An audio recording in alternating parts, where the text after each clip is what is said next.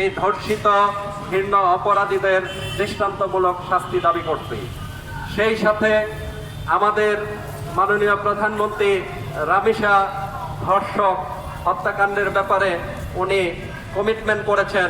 এই কমিটমেন্ট শুধু কথার কথা নয়, আমরা বাস্তবায়ন দেখতে চাই। আদালতি মামলা আর জনগণ দেখতে চায় না। ফৌজদারি বিধি মোতাবেক অপরাধীদের দৃষ্টান্তমূলক শাস্তির আওতায় এনে তাদের সর্বোচ্চ শাস্তি নিশ্চিত করার জন্য আমি অনুরোধ করছি।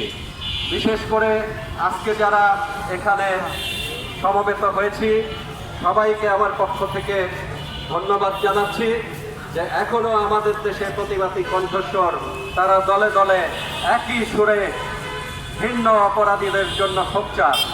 আমি আমার অন্তরের অন্তরস্থল থেকে হাট বাংলাদেশ চেয়ারম্যান সাহেব এবং নির্বাহী চেয়ারম্যান মহাসচিব তাদের সবাইকে আমি ধন্যবাদ জানাচ্ছি।